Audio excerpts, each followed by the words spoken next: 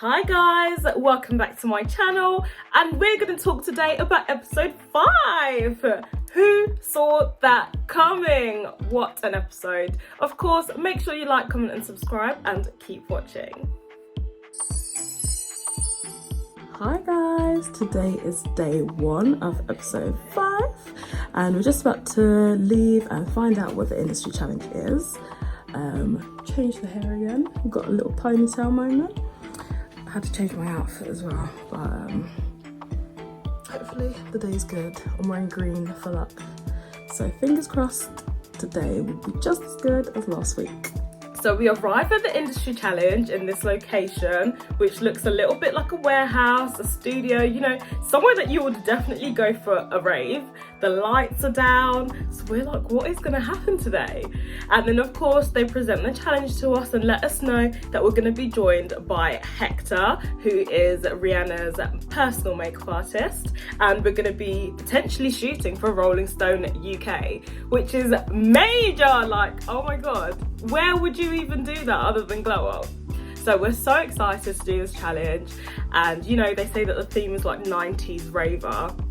I was not raving in the 90s. I don't know what the people were wearing back in the 90s, but I was trying to think of the little references that I had in my head of sort of 90s makeup, particularly for like a black girl, because obviously when all of our models came out and we knew that we were going to be doing this look on JDG, I was definitely thinking like typical black girl makeup, which is, you know, the dark liner with a nude gloss, so tick. And then for the eyes, I wanted to pick a colour that obviously went with the outfits so that, you know, it would work with the shooting. So straight away from like the mood board that we had, I loved the pink and orange. So I went for that pink sort of cut creasy shape with a orangey, pinky, shimmery lid. And I was quite happy with the look. You know, I was working with colours that I was comfortable with, love a pink palette and love a bit of glam. That's what I was thinking in my head. And then I've done the makeup and I just felt like it needed a little something, you know? It was looking good, but it was just not quite there yet. And that is when I picked up the turquoise eyeliner. And honestly, as I swiped that on, I was just like, yep, nailed it. This looks so good. The colours together were just magic. And then Jada G comes round just as I'm like checking the outfits against my makeup. And I swear, when Jada G came round with Hector, I was literally like completely frozen because she just looked like a goddess. She looked amazing. And you know, knowing that it was going to be ultimately down to her as well, I didn't really know what to do. So I literally just like froze in that moment and held my breath until she walked past. But as she was like looking at my model, I saw that she had a really nice like winged liner. So I was like, okay, so clearly she's someone that loves a little winged liner. So I added that onto the look. And that was it. Challenge was over. They went off to be judged. So at this point, you know, still no idea whether or not I did good, but personally I loved the look that I done. I thought my model looked amazing, even though it took me a little while to do the colour matching. Once the makeup was on there, I was confident in the look because it looked good, and I felt like the colours as well would definitely pop on camera. So we're just waiting, and then they came out and they announced the winner, which was me. And honestly, like, as happy as I was, I still did not expect that, especially for the second week in a row. That was just mind-blowing. And what they didn't even show in the episode is that I'd actually injured my back. So I was literally limping the whole day. I was really struggling that day. Like, I couldn't even bend over to pick up any of my brushes. I was going through it. So I was definitely not expecting to win, but it was just such an honour, honestly. Oh, that prize was just magic. Getting to do my look on Jada G, asking Hector all the important questions that I've always wanted to know as a glam makeup artist and as someone that aspires to be doing sort of like beauty shoots and editorials and working with celebrities.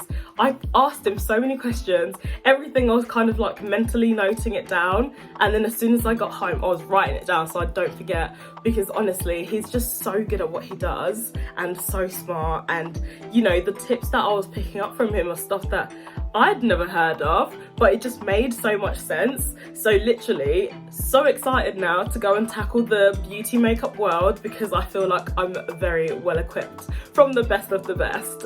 So that was just an amazing opportunity, and honestly, I could not thank Hector enough for everything that he helped me with that day, because I don't know where else I could have learned that. That was just amazing, and I'll always remember that. So yeah, obviously I was so happy, and going into the creative brief, I was happy to be doing my look as well. So it was all about kind of how I would want to be immortalized.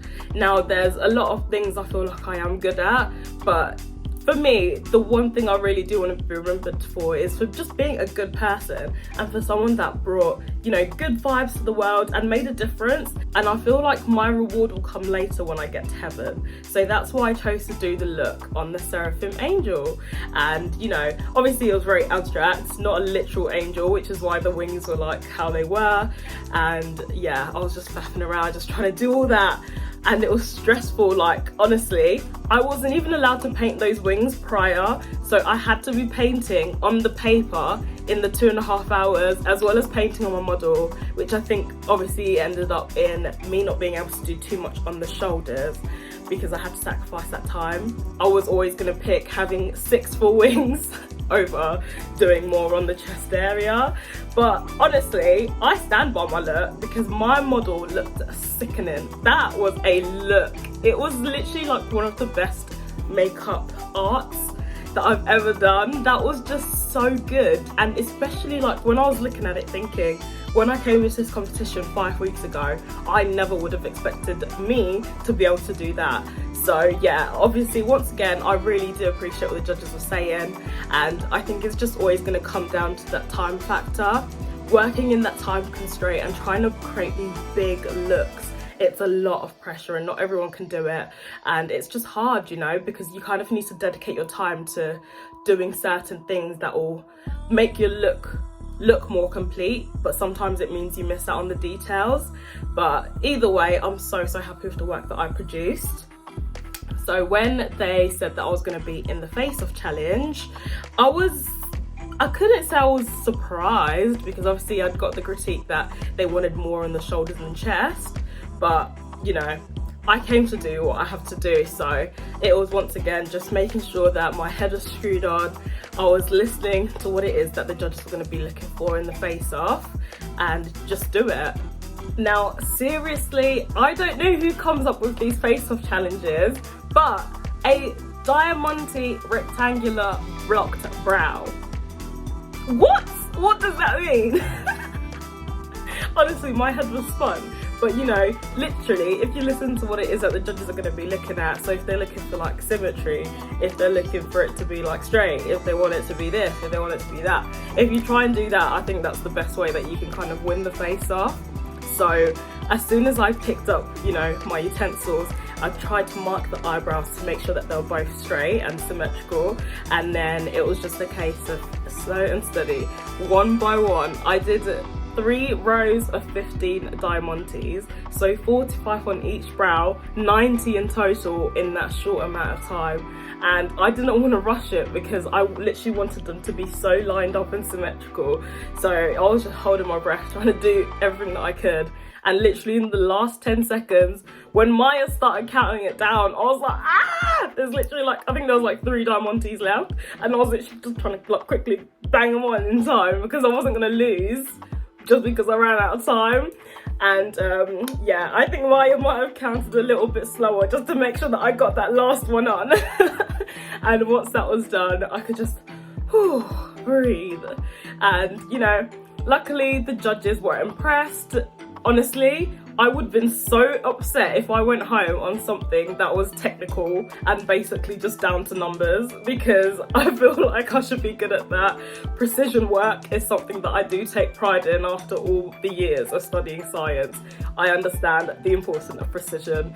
So yeah, I was just happy that I did what they expected, and they were happy to keep me in the competition. And I look forward to next week, because wow, everything that I've been ticking off the last few episodes it's just been so big and just like life-changing opportunities. So I'm so pumped going into the next week, and you know, let's just keep it going. I feel like everything I'm doing, I'm just ticking it off of my whole like life bucket list. So these achievements are just incredible, and I'm really enjoying the competition so far. And yeah, I can't wait for you guys to see what we got up to in episode 6.